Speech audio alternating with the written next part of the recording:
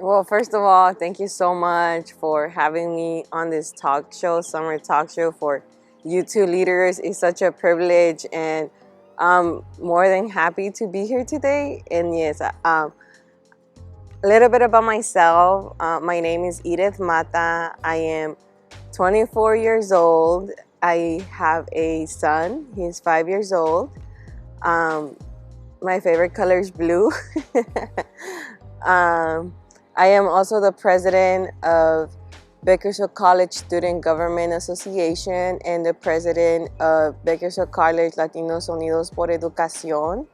I like to be involved in my community because I like to know what's around me and I want to be the change I want to see.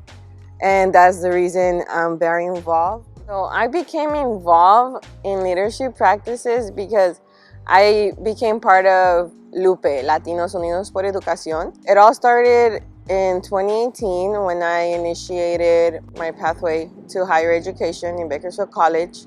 And then from there, I just started getting involved with student organizations because I needed support. I needed that support to keep me going and, just have a support system, people that I could connect with and they could uplift me. And I found it within Lupe. From there, I was just very involved. I would go to meetings. I would go to any events that we would host and put together. I even started to lead events and put together things. And this was just as a regular student of the organization. And then from there, when elections came to elect the president of Lupe, I was nominated, and it was such a great honor. And I took it. I took my nominations, and I ended up becoming the president of Lupe. So I was vice president, and then from there I moved to president. After that, we just kept talking about how can we make sure that our students are being represented at the table, which is like at our whole college, at our institution, and making sure that our voices are being heard and are being acknowledged. So I decided to run for senator with Bakersfield College Student Government Association, and I was in that position for 2 semesters. And then now recently, 2021 to 2020 school year, I ran for president, and I also got elected as president of the Student Government Association. And that's a little bit about my journey as a leader in my college. To be a leader for me is to not just like demand like, oh, you do this and you do that, but it's to like turn on. It's like you're a candle and you go and you light up another candle, and it just becomes powerful, and you share your skills with others because that's a way to empower. And to me, a leader, that's what a leader does. It empowers others so that we have a stronger team. We're all lit up, right? Like candles, so there's more light. So to me, that's a little bit about what a leader is to me. Taking on leadership positions, it impacts your life in ways that you would never think it would. For example, in my journey as just taking on leaderships, you get noticed by other teams that are seeking to find a person like you, a leader like yourself, that's dedicated or just outgoing, and wants to make a positive change in the community. So I got contacted by South Current Soul News to write stories in my community. So South Current Soul News is a local newspaper. They uplift youth and their stories, like what are they seeing in their community that they would like to talk about. So I took on the opportunity and I started writing for South Current Soul News. I've done that for a year and a half, and it's been such a great experience. My writing skills are better. Definitely, I connected with people I never thought I would get the opportunity to connect with. Just networking and having those networks, it's really powerful because it opens up so many doors for you. So it just even working, right? Like having income coming into you just by the leadership that you're taking on and the experience. I think that is the most powerful thing that leadership has allowed me to have. Being the head of an entity, it is a challenging task to handle and take care of every day, but it's worth it because you are being the change and you are deciding what's going to happen with your own education. Because there's always decisions being made at the table, but if you're not there, how can you voice what you want to see? So it's definitely important to be there, and it is a challenge to manage. For example, having to take care of my child, drop him off to school, go to my classes, go to my meetings that I need to go to, still get home, clean my house, the daily routine, the things that you need to take care of as like your personal stuff, and still do some healing, some grounding, which I paint. I'll make some jewelry with healing stones or just something to ground me, dance. But definitely it's something that you have to manage and you have to learn how much can you do. It doesn't necessarily mean that you have to be like myself, do all these things. But I feel like you can start small and gradually see what you can take on. That would be like my suggestion, but that's a little bit about it.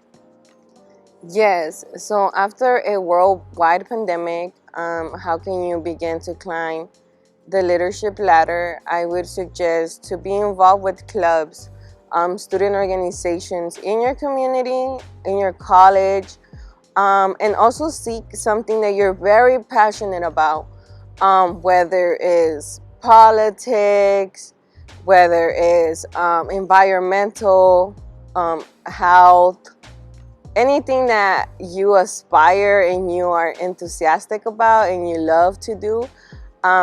Just go there and be there. If you would like to get involved into any leadership position, I would suggest go talk to wherever you want to get involved. Go to their meetings, and when you start participating, that they'll notice you. You'll get noticed. Yeah, but definitely, I highly suggest that it's something that you're passionate about. Even if it's like through Zoom, if you don't feel safe coming out of your house, you can still participate through Zoom.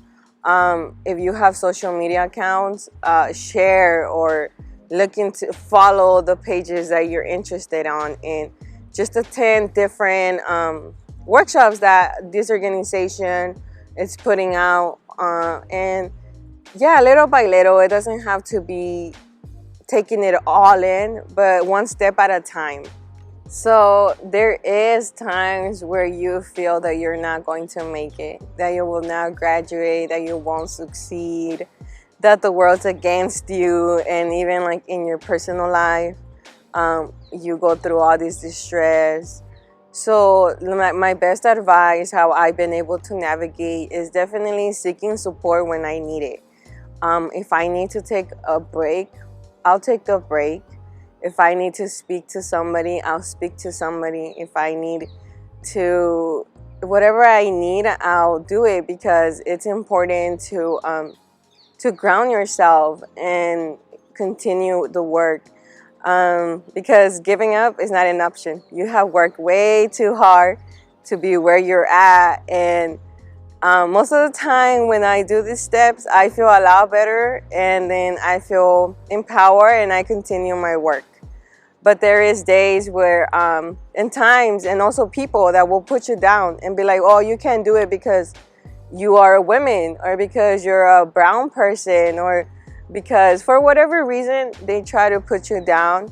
What we need to do is just block those negative comments, and if you need somebody to speak to, you need to seek somebody that supports you, and believes in you. And that has helped me definitely cope with my daily stress, or just like when I get all this bad energy from others that that don't like to see you succeed when you're doing the best you can.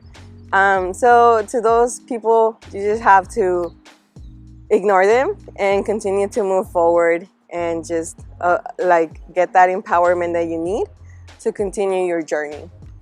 So in the United States, most of the time, Black and brown people, just any person of color, Asian, Palestinian, the LGBTQ community, were underrepresented.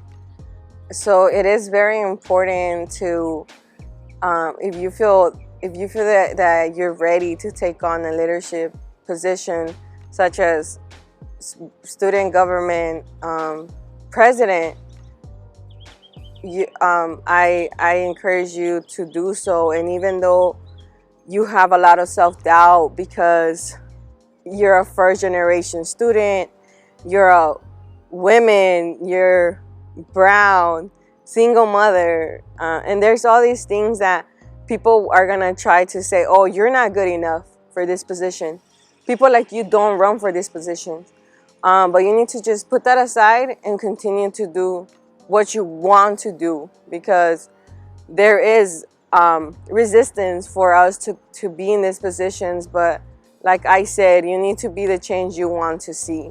And for example, in my case, I had a lot of self-doubt. I had to talk to many of my mentors, and they're like, you're ready. You could go ahead and do it, Edith, do it. And I felt empowered because they believed in me, and my family supported me. So it felt great to just apply. And even though I wasn't sure if I was going to get this position, but just taking my shot, at least I didn't keep that. I'm like, well, at least I tried. And that's fulfilling because I gave it a shot. And, to see your dreams come true is so rewarding. To know that when they sent me the email saying that congratulating me for my new accomplishment as president of the student government was so awesome. And then just taking my oath, and just realizing that I am the 97th session of the student government, and I am a girl, and there's all these stereotypes that they put on us, but you have to just push them to the side and continue to move forward and continue to envision what you want to see. And that's my message when it comes down to just taking on something. Just be persistent, and continue your journey. Don't let all these negative things or stereotypes get to you. So as the president of Bakersfield College Student Government Association, I want to create an equitable campus where everyone feels safe. It doesn't matter what your background is, your color, but I would like to create, I am going to create a more inclusive campus where everyone feels represented, and that will be through the arts. I plan to display a couple murals through our campus, and having student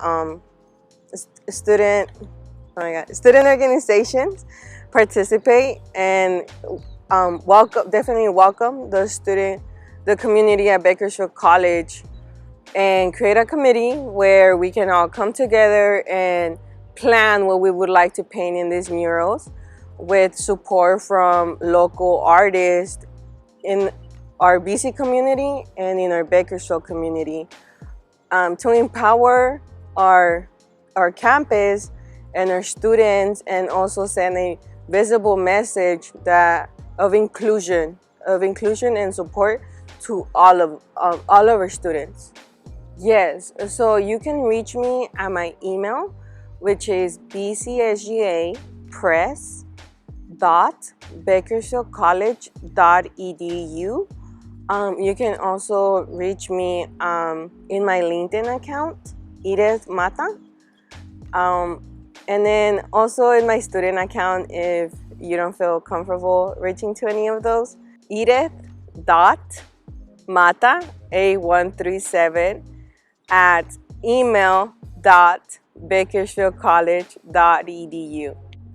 I really do appreciate this interview, and I hope that whoever watches this video feels inspired and knows that they can accomplish anything you set your mind to and put it into existence.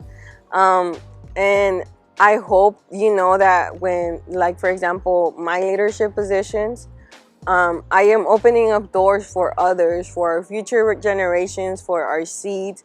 We're creating a more equitable education system, not for just us, but for those after us, and for those before us. We are definitely acknowledging and thanking them for opening up the doors for us, for example myself.